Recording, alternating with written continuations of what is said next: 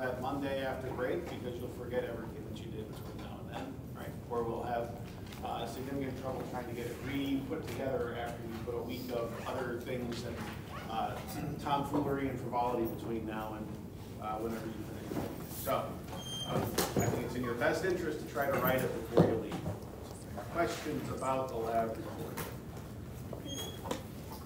All right, your next quiz will not be until the Wednesday after break, so you've got some time to think about the fact that you'll be missing quizzes and be unhappy because you wish you could be taking quizzes. Or something. All right, anything else that we need to talk about? Realizing that I'm the only one talking, so I don't know why I'm asking back that way. Okay. Last time we started talking about this idea of entropy. Entropy is something that we're somewhat familiar with because we see it all the time. When you see smoke coming out of the smokestack of a factory and you watch as that slowly spreads out and diffuses, that's an entropy effect, right? When you watch food coloring or food dye go into those little cups when you dye Easter eggs, right? And you watch as those little tendrils of color slowly disappear or disperse into the water, that's an entropy effect. Right, all of these different things are examples of entropy. When you did this reaction, where you took that chromium chloride complex and you allowed that to react with ethylene diamine, or if you prefer, ACAT. You had 3 of these guys replacing 6 waters. And you made this yellow chromium ethylene diamine complex.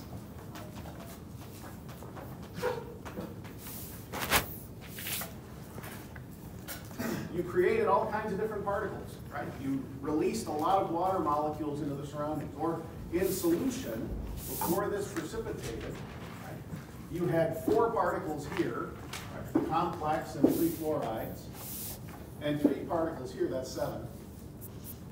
And you went to 4 particles plus 6 is 10. Right? The chelation of your chromium with all of those ethylene diamines resulted in an increase in entropy. Right? You released more particles. You made more disorder. Right? That chelate effect is an entropically driven effect. So all of those things are all representing increases of entropy in terms of how we see it on one day to the next, right? So we started by talking about some of these different things that we see occurring with very spontaneous reactions. Some of them are explosive, boom, right? Lots of heat and light released to the surroundings. They like to make gases, that's entropy, right? The others are all enthalpy, right? They form precipitates, ionic bonds, right? Or they form compounds with very strong bonds. Those all tend to be enthalpy-driven things, but the formation of gas is an entropy-driven thing, right? So as we talk about what entropy is, basically it's this natural desire by the universe to try to spread things out, right? To give itself lots of different possible ways that it can look, right? Call that microstates, right? We increase the number of microstates, we increase the entropy, right? And a microstate is just one of any number of different ways you can organize your particles in a system. We talked about the fact that we increase the entropy if we start from absolute 0. So imagine you had a block of ice at absolute 0, right? Where there's essentially no molecular motion. As we slowly increase the temperature, we allow the water molecules in the individual atoms to vibrate more and more. They start taking up a little more space. They have more freedom to move around. As they move faster and faster, that's increasing the entropy until we get a phase change. And our solid is now more mobile because we've moved it to the liquid phase where things can flow and move around, right?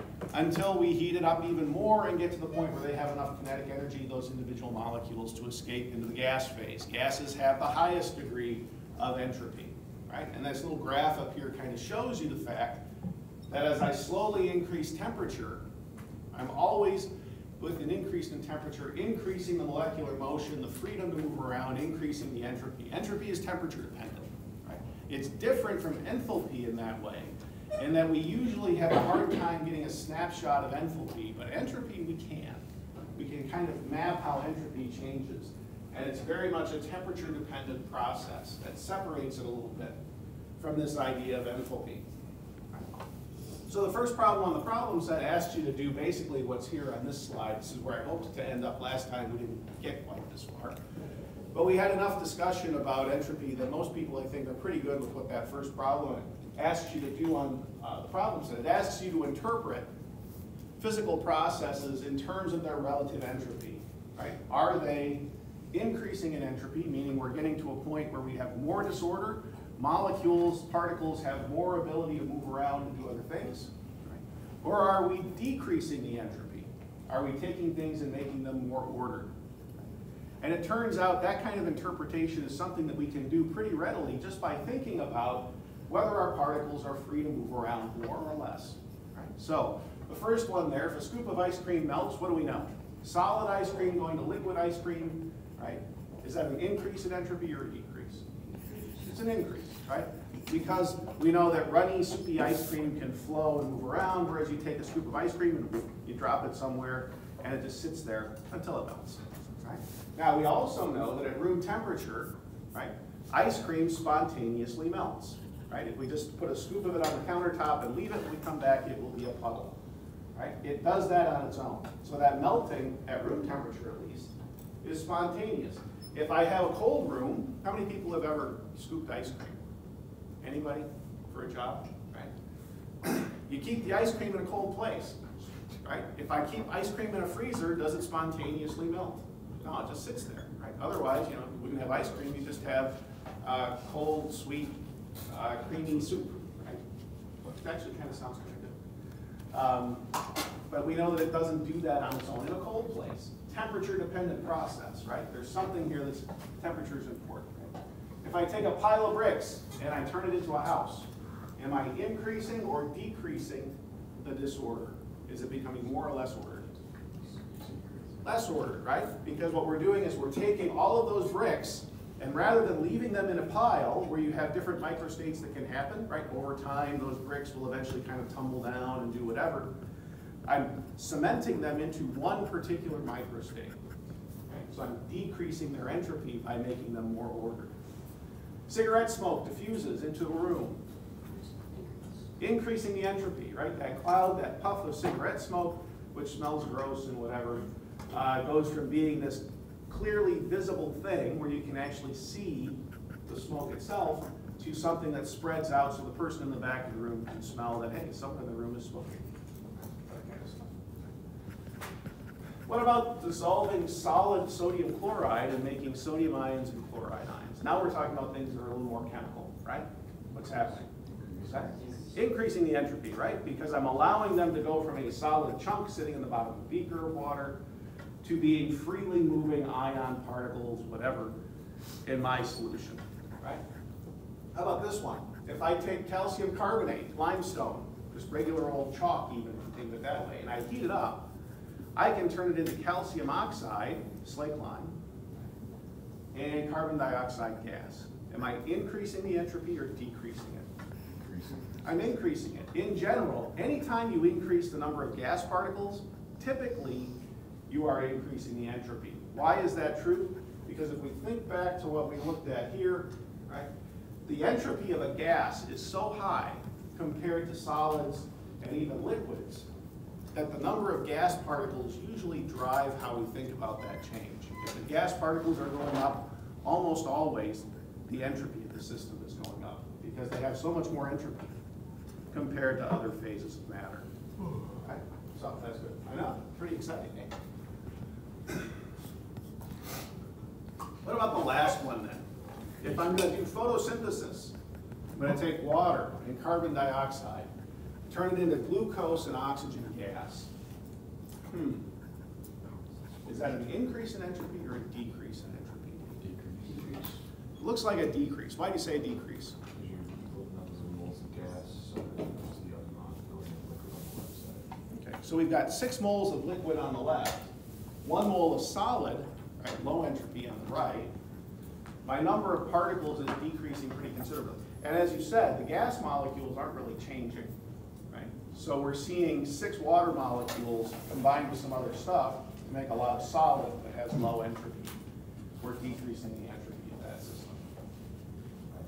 This is one of the really fundamentally cool reactions that happens in our world. that many of you probably know more about than I do.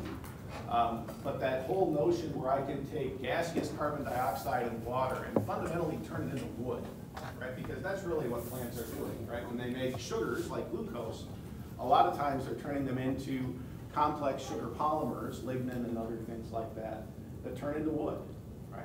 So all of those trees, all that grass, when you cut the grass in the summer, you're primarily chopping down carbon dioxide and water. Right? And it's amazing that plants have figured out how to take those things and turn it into all of that mass that we see around us. Right? One of the coolest reactions that happens in nature. All right, bless you. Now, those are qualitatively talking about entropy. Right? What we want to be able to do in order to talk about how it impacts chemical reactions is to talk more quantitatively, or at least what I want to do is talk more quantitatively. I'm going to drag them kicking and screaming along with me. To talk about how we can quantify entropy. Right? And it turns out entropy is a state function, just like enthalpy is. Right? If I take a chemical process or any process, and I look at the entropy of the products and compare it to the entropy of the reactants, all I have to do is do a simple subtraction to figure out how much the entropy changed for a chemical process. If I know what the entropy of my chromium complex and chlorides is, and the entropies of my water, I can subtract the entropies of my reactants, and I can get back to some difference that quantifies the change in entropy. Right? Or as we said when we were talking about enthalpy, I can just do a summation. That looks an awful lot like the reaction or the equation that we saw for enthalpy, right? In general, because of the state function, I end up with the same looking kind of equation for generating that difference as the other processes. All of these equations for delta H, so remember we had 3 or 4 different things that we talked about at the end of the delta H section. I will give you those equations on the equations and constants page if you need them, right? But the same kind of idea. But there's a difference here. Right? The difference is that if I look at what's inside the summation right there, there's no delta here. And there's no delta here. Because it turns out, when I look at what happens to entropy, what do you notice about that yellow line as I go all the way back to the far left-hand side of the graph? It goes to what? 0. Right? Because if we think about hypothetically, because we've never really actually been to absolute 0, if we think hypothetically about what happens at absolute 0, how do we define absolute 0? What happens at that point? Nothing moves. All molecular motion stops. Right? Which means that if I have a crystalline material, right? Remember, a crystalline material is just an ordered solid. Right? Ordered means low entropy. And if I can take my crystalline material so all of my particles all of a sudden stop moving, I have perfect order. Right? If I have something in that particular state where nothing's moving, everything's ordered, the entropy then must be 0. This is our third law of thermodynamics. I never really asked you to recite the laws of thermodynamics because this isn't like 1930s science class. We don't recite laws necessarily that way, but the understanding that we're using is that I can drive all my materials back to the point where they don't have any entropy, 0. So it means I don't have to worry about this establishing entropies of formation and saying that elements have to be 0 because I know what 0 is. Right?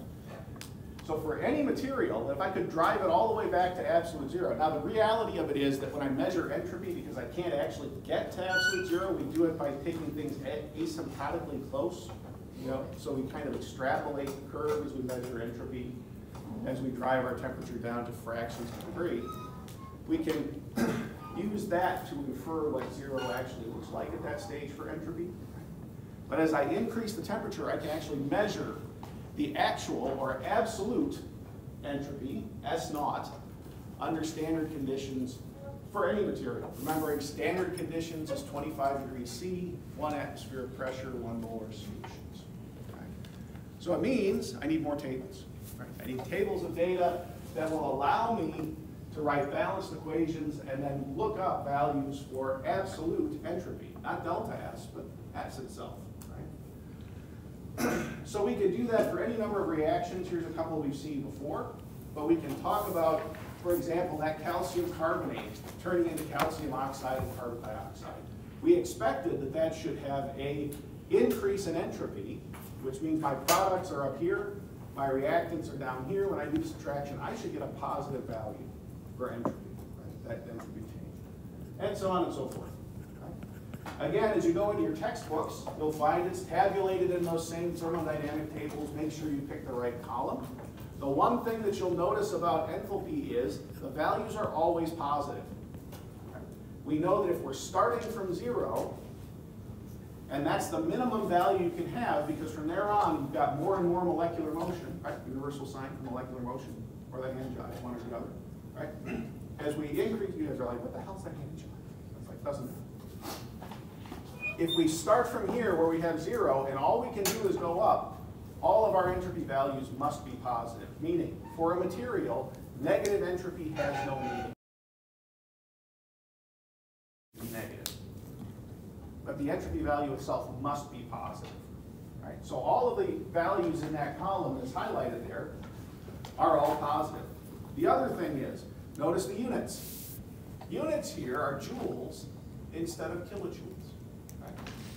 Entropies tend to be a factor of 1,000 smaller than enthalpy is. Right? Kilojoules versus joules. They're all in the hundreds and tens or whatever. They're on the same scale, just off by a factor of 1,000. Entropy values tend to be much, much smaller. But there's a caveat here, because we know entropy is temperature dependent. Right? So even though entropies tend to be fairly small in comparison, joules instead of kilojoules, if I increase the temperature, the entropy changes considerably. Whereas the enthalpy tends to be fairly constant over larger or relatively small temperature regions. Right? So entropy, being very temperature dependent, can have a big impact as we increase the temperature and tend to drive things towards gas phases and things, right? What else? What we'll notice is that if you pick 2 compounds on our list, right, so for example, if I look at, say, calcium sulfate and compare that to calcium nitrate, right, what you'll notice is, or sorry, cesium, not calcium, the molar entropy values over here are actually pretty different. Just by adding a couple of atoms, right, a cesium and an oxygen essentially, I've increased that guy by about 33%. Why is that true? Well, if entropy is a function of atoms moving around, and I've got more atoms to move around, the entropy should go up. Bigger molecules fundamentally have more entropy than smaller molecules do, because you have more particles, even if they're in bonds. You have more particles vibrating and moving around and whatever else. Think of an alkane. Think about something like octane. Octane has a string of 8 carbon atoms. Right? Think about internally the fact that as I look at what could be going on in that molecule, I've got free rotation in all of those carbon-carbon bonds. You get tons of different microstates just thinking about all the different ways that that molecule could rotate and exist. That's not just vibrational motion, that's rotational motion within the molecule. Bigger molecules typically have more what we call degrees of freedom, more ability to move around, right? More entropy. So that's fundamentally built into this idea of entropy as well. Right? And finally, the units, you'll notice there's a temperature dependence here. We have per mole Kelvin instead of just per mole in this particular measurement, meaning that as we change the temperature, the entropies are going to change as well, right? Because there's a temperature dependence built into the units. Right. All right, that's a lot from just looking at a table. Right. Questions about this? All right, now the actual calculations look a heck of a lot like what we did before. So I can go to the tables and I can pull those numbers that I need to do my summation calculations directly off the table and figure out what's going on. So here are 3 different measurements, or the 3 different equations we looked at, keeping in mind that all we're doing is that same idea of the summation. Products minus reactants. Sum of the S naught of products minus the sum of the S naught of the reactants. So as long as I have a balanced equation, I'm good to go. In each of these cases, I think they're all balanced. If I put in all those extra coefficients, I hope they're balanced. Right? Otherwise, they'll take my PhD away. So, for example, we can take the first one, and you can see that gaseous component, that carbon dioxide, even though it's just 3 atoms, has a much, much higher entropy value than any of the other parts. As we said before, gases tend to have high molar entropies. So as we calculate the change in entropy for my reaction, I'm going to have 1 mole of CO2.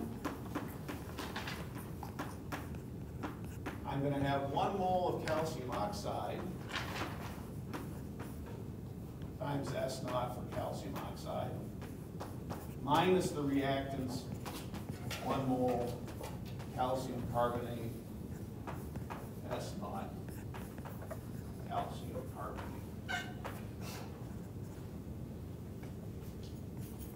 And again, these take up a lot of space on paper, and it takes a while just to write through all the stuff. And it also turns out that there's more in this that goes with making sure you keep track of your plus and minus signs almost than there is in actually doing the calculation. So it's rife with algebra errors. But my 1 mole of this guy is going to cancel out my value here, so I'm going to have 1 times 38 joules per Kelvin. My moles have canceled out. For my calcium oxide, oops, this one should be 214, sorry. My calcium oxide, 1 times 38 joules per Kelvin, minus for calcium carbonate, 1 times 93 joules per Kelvin. So I canceled my moles out of my calculation. It actually now turns out that just like when you calculated delta H of reaction, you ended up with just kilojoules and the moles disappeared. The moles disappear here, and our units for entropy are typically joules per Kelvin.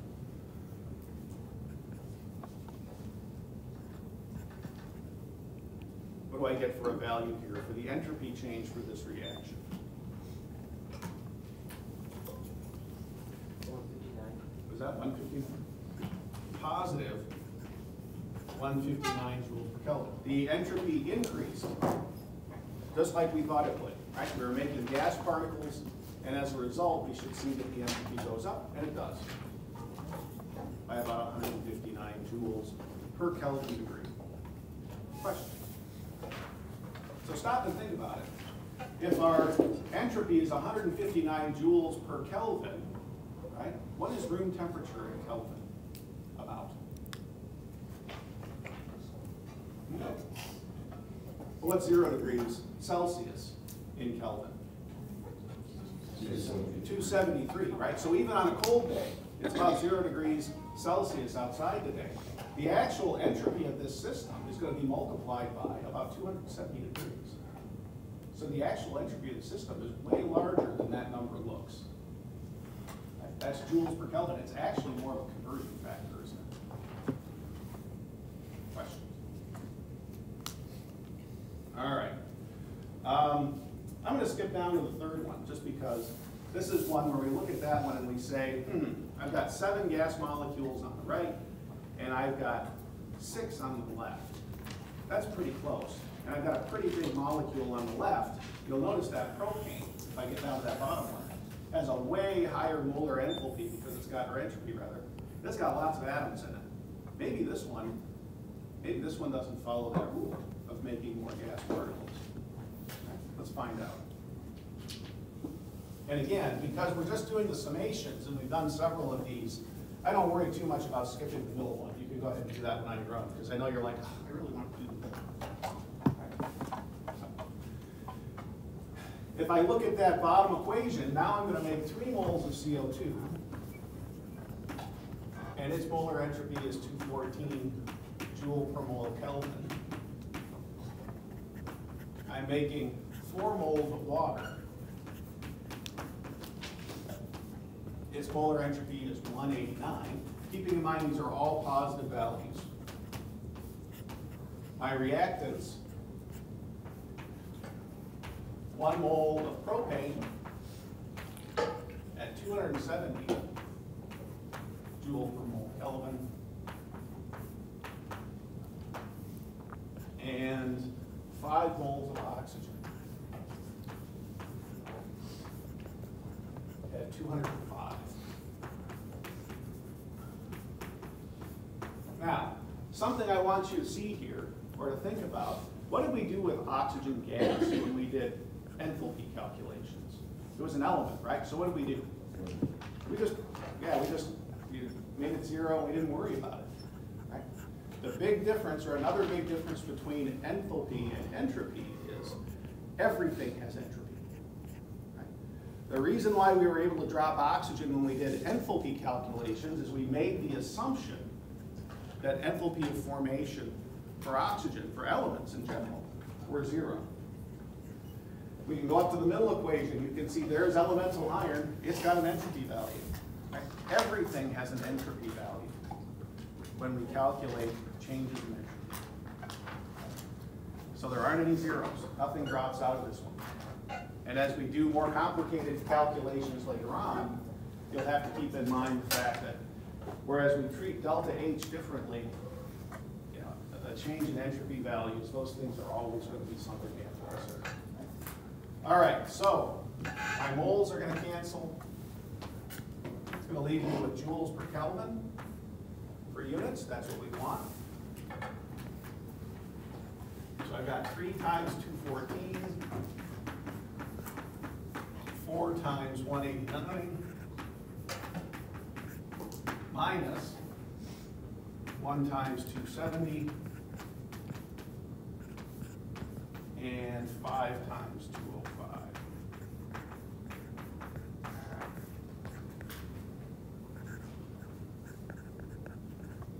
All right.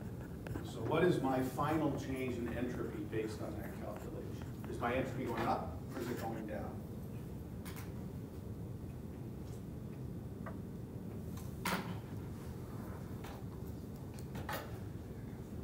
It's going up by a little bit. How much? I don't know, but I'm just looking at it. Is it 103? So our rule is still holding true here, right? If we follow the number of gas particles, it's telling us whether or not it goes up and down. This one, not a huge change, but it is going up by about 103 joule per Kelvin.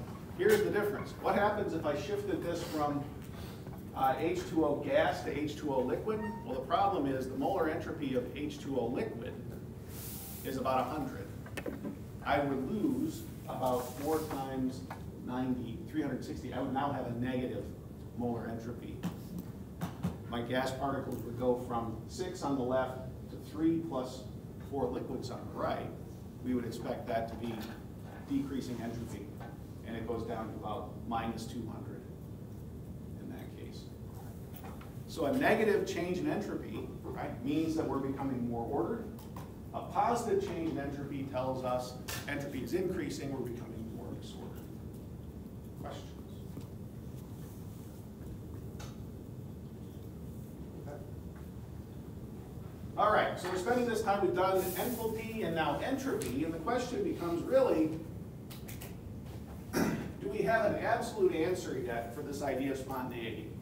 So we really haven't talked about spontaneity itself, except to say it's something we're trying to figure out. Right? And it's helpful because it allows us to figure out if or why a chemical process happens all by itself, without a tremendous amount of input from anything else. Right?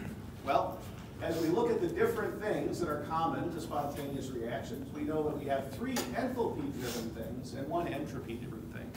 Okay? Neither one of them, enthalpy or entropy, by themselves is the answer.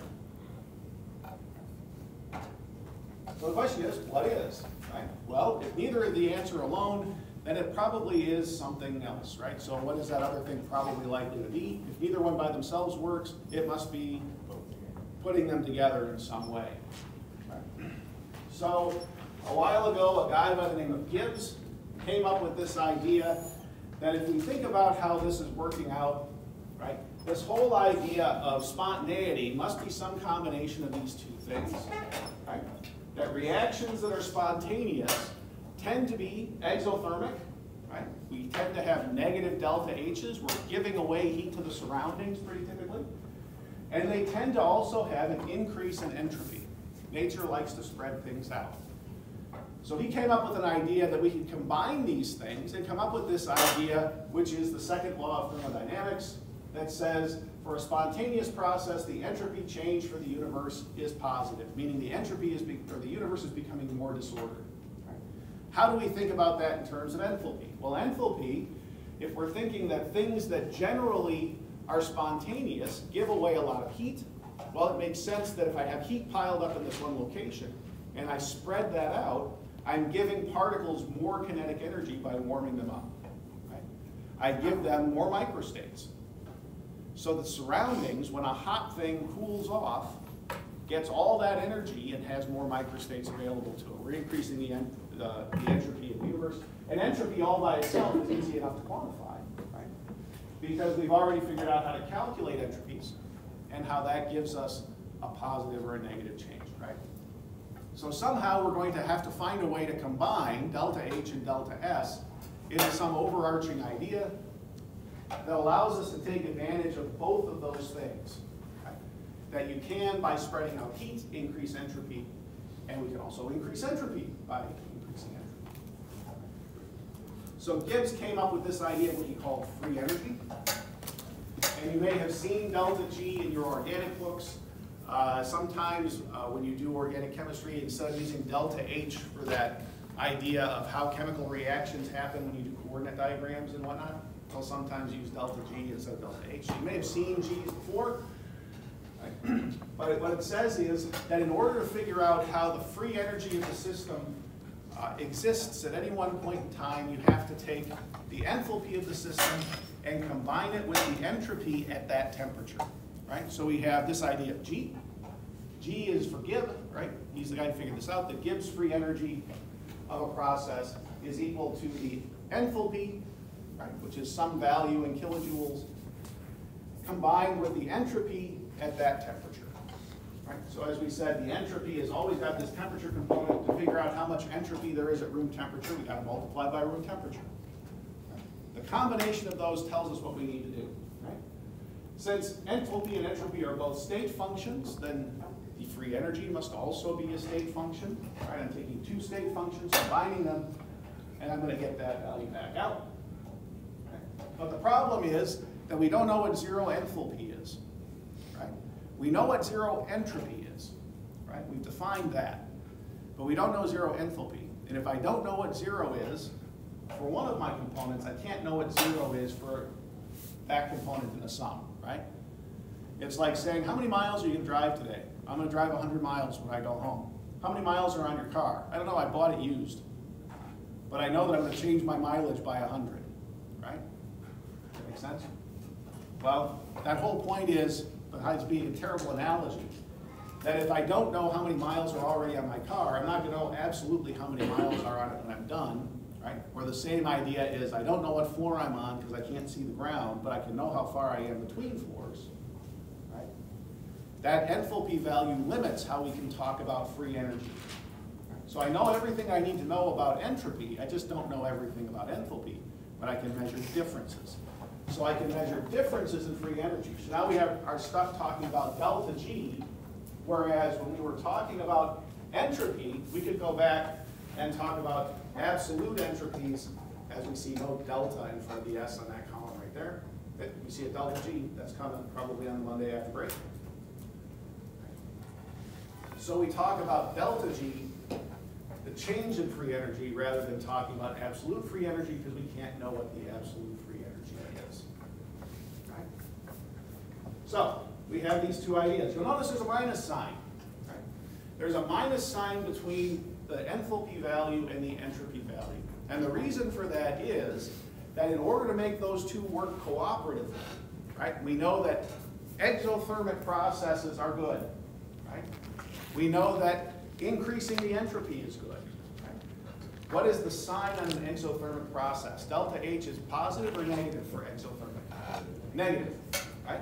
If I want to increase the entropy, right, do I want to have a positive or negative entropy value?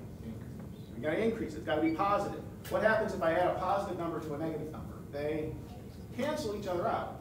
So I can't add them together directly, because if I try to, I'm not building them up, I'm tearing them down. Right? So if a negative enthalpy value is good, and a negative enthalpy value is good, and a positive entropy is good, in order to get them to combine, I have to do a change in the sign on one of them, so we put a negative sign between delta H and delta S. Now, why do we do that? Why do we not say T delta S minus delta H? Why do we do it this way? Because delta H is a much bigger number, right? Delta H is in kilojoules, right? It's the dominant term in the calculation. Right? It's 1,000 times bigger than my entropy, right? So as a result, we tend to skew our calculations in favor of the larger or the more dominant term, right? Entropy or enthalpy. So in order to make the two add up, I have to flip the sign on the entropy value. So I have negative or minus T delta S. Questions about why that works that way? All right, we want them to be both combining when we think about a favorable or a good process, right? And since the signs are opposite, we need that negative. So what does that mean? The net takeaway is if negative delta H is good and subtract a positive delta S, so negative, for a spontaneous process, the overall sign for the free energy change must be negative. Spontaneous processes are now defined not in terms of delta H, not in terms of S, but in terms of free energy delta G, which is a combination of two. This is our best approximation for figuring out how chemical reactions occur. We might, over time, come up with a better model, but right now, this is what works pretty well. Questions? All right. What does that mean? Well, it means that if I think about the possible combinations of delta H and delta S, the change in entropy or the change in enthalpy, right?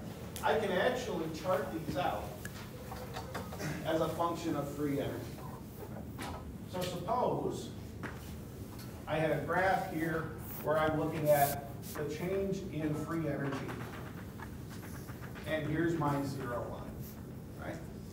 Where I can have a spontaneous or a non-spontaneous process, a positive delta T rather.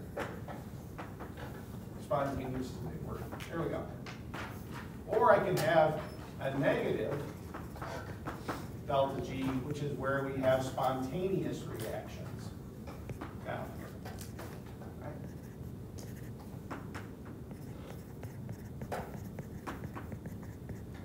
Because our reaction overall says delta G is equal to delta H minus T times delta S, the value for delta G is going to change with temperature. If I take a chemical reaction and I cool it down, I'm changing the value of delta G. If I warm it up, I'm changing the value of delta G. So I can actually chart how that changes as a function of temperature. So suppose I have a delta H that is less than 0 and a delta S that is greater than 0. Right? The first thing you should notice is that if I take my temperature all the way back to 0, right here,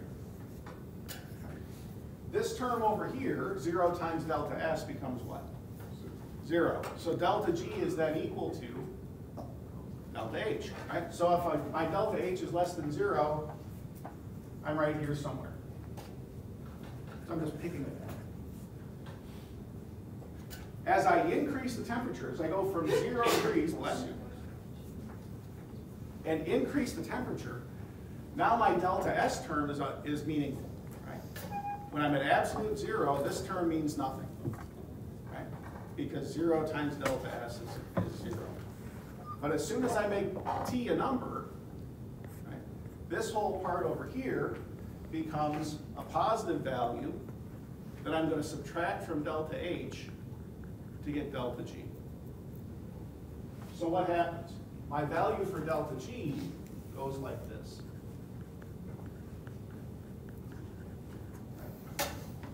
That makes sense?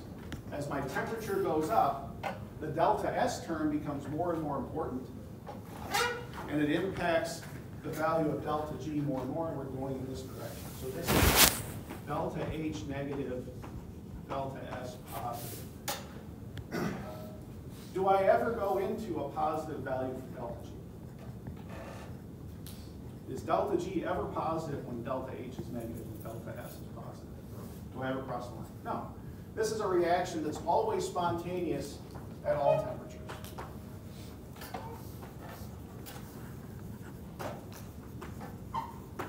That's the Holy Grail. That's a reaction that's always going to happen all by itself, right? Regardless of the temperature of the system. Right? So spontaneous, that looks like spontaneous, there we go. At all temperatures. Now I could have a slightly different situation. I could have delta H is less than 0, but my delta S is negative. What happens then? Well, what happens then is I can start at some value here at 0 degrees Kelvin and see what happens as I change the temperature. Right? So if I start at 0, that term gets wiped out, and my initial value for delta G is the same as delta H, something negative. Right? We know that much. As I start to increase the temperature, though, what happens? Well, now this term becomes real. Right? It starts to change my value of delta G. But if my delta S is negative, and I have a negative here, what I'm doing is I'm adding overall a positive number to my value of delta H. Does that make sense? Math tells us that if my delta S is negative, and I got a negative here, subtracting a negative is the same as adding a positive, right? So as my temperature increases, this term is starting to cancel delta H, which is negative, and I'm going to go in this direction. It means that when my delta H is negative and my delta S is negative, this reaction is only spontaneous at low temperatures.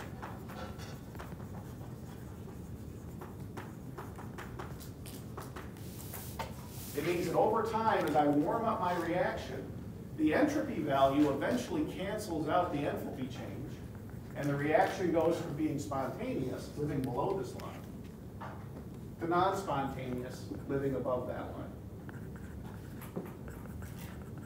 Questions?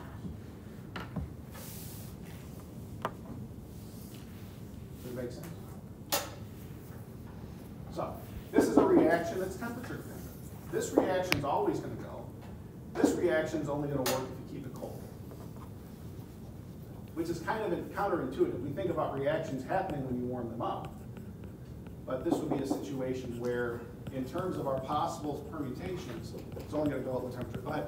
So you're never actually trying to get anything to the other side of that equation, right? You're only basically solving for values that you plug into the right side of the equation. You're going to find more out as we go along. So we're going to be calculating numbers, we're going to be working on both sides of the equation, we're going to be doing all that stuff. Right? All right. Other questions? Got two more possibilities. They're already up there, right? We haven't looked at what happens when delta H is positive. So suppose delta H is positive and delta S is positive. Something like that. If I start at a temperature of 0, now I'm starting up here somewhere.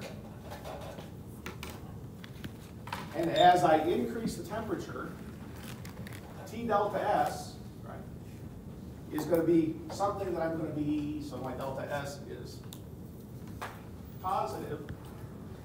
I'm going to start adding negativity into my overall value of delta G, right? Adding a negative, essentially. Adding negativity is probably what's going to happen 2 weeks from today, because that's when your next exam is. You're going to add negativity, right? So what happens? As I increase the temperature, this line goes this way. Delta H positive, delta S positive. Right? At some point, the temperature is high enough that I can overcome the fact that delta H is going in the wrong direction. And my entropy change eventually takes over. These are the kinds of reactions that we're used to thinking about, because these are the ones that happen at high temperature.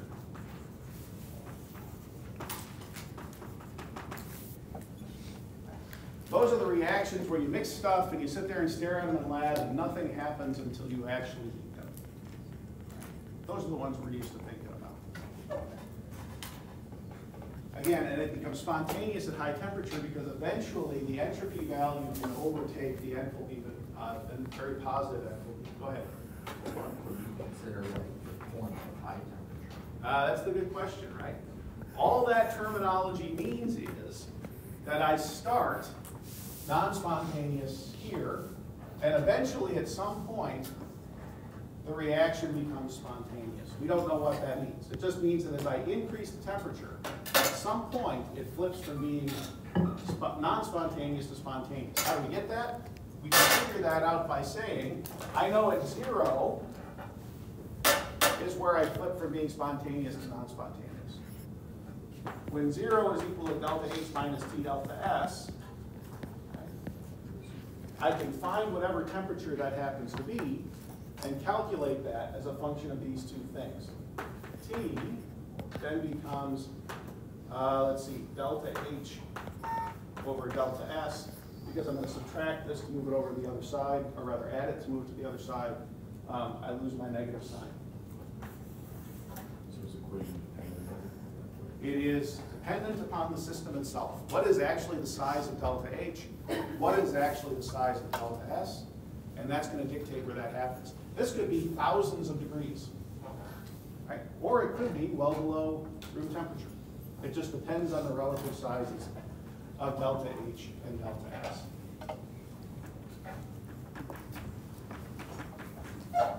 So it's all relative.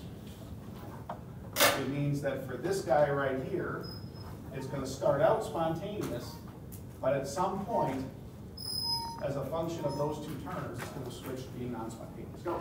How does this relate to like endergonic and exothermic? Delta G, so we know exothermic and endothermic, right? Exothermic and endothermic relate to delta H. Exergonic and endergonic refer to delta G. So if I say I have an exothermic process, we're saying I have a negative delta H. If I say I have an exergonic process, I have a negative delta G, or a spontaneous reaction. If I have an endothermic reaction, putting energy in, right, positive delta H, an endergonic reaction, positive delta G, non-spontaneous. Good? All right. Well, we already know what the last one is. The last one is a reaction that starts up here and goes this way, where delta H is bad, positive, and delta S is bad, negative. Under those conditions, there is no temperature that you can use to make that reaction spontaneous. Reaction never spontaneous.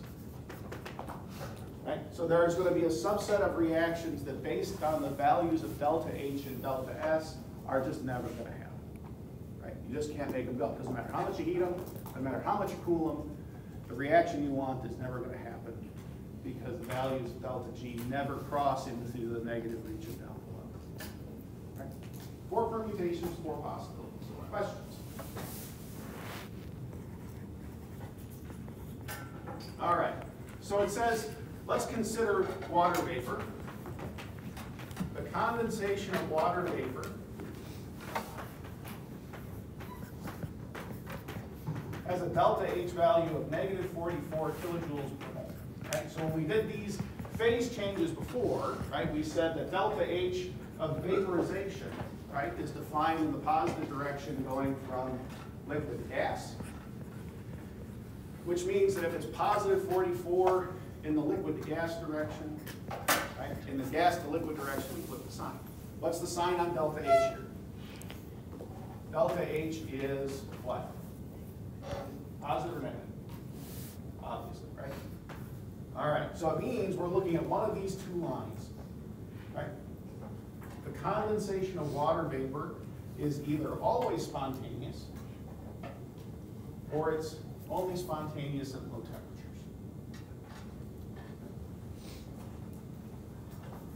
What about delta S?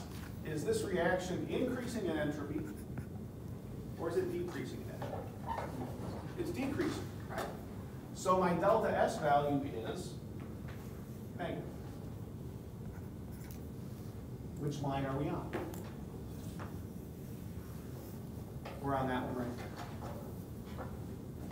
So as we work our way down, if we start at really, really high temperature, right, water vapor doesn't want to condense. Right?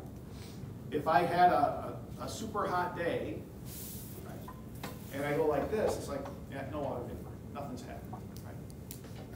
But if I slowly decrease the temperature, eventually we get to that point where we start to make fog, or we hit the dew point. Right? We're familiar with the dew point, that term, right? What's the dew point? The dew point is the temperature at which water vapor spontaneously goes from the gas phase to the liquid phase. Right? Or we're saying as I lower the temperature, at some point I hit this particular position right here, where I go from gaseous water being preferred to liquid water and condensation happens. Right? The dew point. Or if I take a hot room with a lot of humidity in it, and I put a cold drink on the counter, you can watch the water condense on the outside, on the surface, as that water vapor is cooled on the surface of that glass and it becomes a liquid. Right? Things that we've seen before, illustrating the point that that temperature is going to be whatever stage it takes for our delta G to become negative. Right?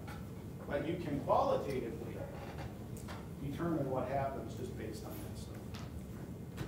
Questions? Good so far. All right. You can calculate those values using the equation on the right. Delta G equals delta H minus T delta S. I can actually calculate a numerical value for delta G to see what's going on here. What you're actually seeing here is that I have three different calculations that need to happen. I have to figure out the change in entropy, the change in delta S for my reaction. I have to figure out the change in enthalpy, right?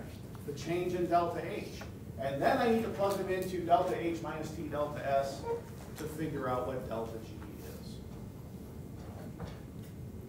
So this is actually something, I know, right? It takes a lot of stuff to get to that answer.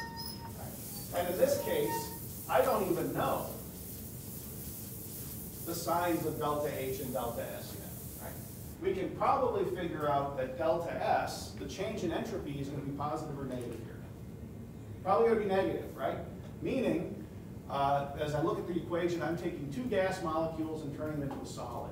Now, the thing is, that reaction is an acid-base reaction. What do we know about acid-base reactions? Do they tend to be exothermic or endothermic? They tend to release heat, right? If I take HCl and I mix it with sodium hydroxide, you can actually feel that container get warm. So I have a negative delta H and a negative delta S. Right? Qualitatively, we know enough about acids and bases to figure that out. Negative delta H, I'm on this line. Question is, at 25 degrees, where am I on this line? Am I up here?